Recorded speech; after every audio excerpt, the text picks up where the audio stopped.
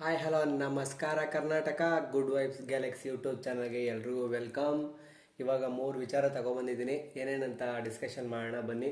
ಮೊದಲನೇ ವಿಚಾರ ಏನಪ್ಪ ಅಂತಂದರೆ, ಟಾಪ್ ಪ್ಲೇಯರು ನಿಮಗೆಲ್ಲ ಗೊತ್ತೇ ಇದೆ, ಇಂಗ್ಲೆಂಡ್ ಬೌಲರು PSLಯಿಂದ ಮತ್ತು IPLಯಿಂದ ಇಂಜುರಿ ವಿಷಯವಾಗಿ ಹೊರಗಡೆ ಉಳ್ಕೊಂಡಿದ್ದಾರೆ. ಐ ಪಿ ಎಲ್ ಅಂತ ಬಂದ ತಕ್ಷಣ RCB ಟೀಮಲ್ಲಿ ಟಾಪ್ ಪ್ಲೇಯರ್ ಇದ್ದರು. ಲಾಸ್ಟ್ ಇಯರು ಕೂಡ ಆಡಿದರು ಒಂದು ಮ್ಯಾಚು, ಶೋಲ್ಡರ್ ಇಂಜುರಿಯಾಗಿ ಹೊರಗಡೆ ಉಳ್ಕೊಂಡಿದ್ರು. ಬಟ್ ಈ ವರ್ಷ ಆ್ಯಕ್ಚುಲಿ ಸೌತ್ ಆಫ್ರಿಕಾದಲ್ಲಿ ನಡೆಯುತ್ತಲ್ಲ ಅವ್ರದ್ದು T20, ಅದರಲ್ಲಿ ಒಳ್ಳೆ ಫಾರ್ಮಲ್ಲಿ ಕೂಡ ಇದ್ದರು. ಮೊದಲೇ ನಿಮಗೆಲ್ಲ ಗೊತ್ತಾಯಿದೆ RCB ಟೀಮ್ ಬೌಲಿಂಗ್ ಎಷ್ಟು ತುಂಬ ಸ್ಟ್ರಾಂಗ್ ಆಗಿದೆ ಅಂತ.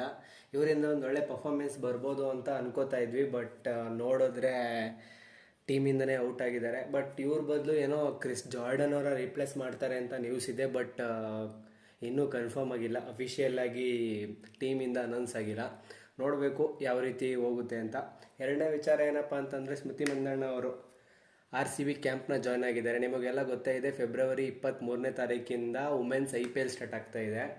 ಅದಕ್ಕೆ ಅವರು ಟೀಮ್ಗೆ ಜಾಯ್ನ್ ಆಗಿದ್ದಾರೆ. ಅದು ಇವತ್ತು ಫಸ್ಟ್ ಮ್ಯಾಚು ಬಂದು Mumbai Indians versus Delhi capitals ಇದೆ. ಎರಡನೇ ಮ್ಯಾಚು ನಮ್ಮ RCB ಇದೆ, RCB versus warriors. Last year Mumbai Indians ಅವರು ಓಪನಿಂಗ್ ಟೂರ್ನಿಮೆಂಟ್ನ ಗೆದ್ಕೊಂಡಿದ್ರು. ಈ ವರ್ಷ ನೋಡಬೇಕು RCB ಅವರು ಯಾವ ರೀತಿ ಆಡ್ತಾರೆ ವುಮೆನ್ಸು ಅಂತ. ಮೂರನೇ ವಿಚಾರ ಏನಪ್ಪ ಅಂತಂದರೆ, ಮುಂಬೈ ಇಂಡಿಯನ್ಸ್ ಟೀಮು ತಮ್ಮ ಜರ್ಸಿಯನ್ನು ಅನೌನ್ಸ್ ಮಾಡಿದೆ. ತುಂಬ ಚೆನ್ನಾಗಿದೆ, ಅಟ್ರಾಕ್ಟಿವ್ ಆಗಿದೆ ನೋಡೋಕ್ಕೆ. ಲಾಸ್ಟ್ ಇಯರು ಡೆಲ್ಲಿ ಕ್ಯಾಪಿಟಲ್ಸ್ನ ಫೈನಲಲ್ಲಿ ಸೋಲಿಸಿ ಚಾಂಪಿಯನ್ಸ್ ಆಗಿದ್ರು, ಫಸ್ಟ್ ಚಾಂಪಿಯನ್ಸು ವುಮೆನ್ಸ್ IPLದು. ಈ ವರ್ಷ ನೋಡಬೇಕು ಯಾವ ರೀತಿ ಆಡ್ತಾರೆ ಅಂತ. ಇದೇ ಫೆಬ್ರವರಿ 23ನೇ ತಾರೀಕಿಂದ ವುಮೆನ್ಸ್ IPL ಸ್ಟಾರ್ಟ್ ಆಗ್ತಾ ಇದೆ. ಅದು ನಮ್ಮ ಬೆಂಗಳೂರಲ್ಲಿ opening match, Mumbai Indians versus Delhi capitals. ಯಾರು ನೋಡಬೇಕು ಅಂತಿದ್ರೆ ಹೋಗಿ ನೋಡಿ, ಸಪೋರ್ಟ್ ಮಾಡಿ ವುಮೆನ್ಸ್ IPLಗೂ ಕೂಡ. ಲಾಸ್ಟ್ ಇಯರ್ ಆ್ಯಕ್ಚುಲಿ ಒಳ್ಳೆ ಒಪಿನಿಯನ್ ಬಂದಿತ್ತು, ಒಳ್ಳೆ ಜನ ತುಂಬ ಕ್ರೇಸ್ ಕೊಟ್ಟು ನೋಡಿದರು.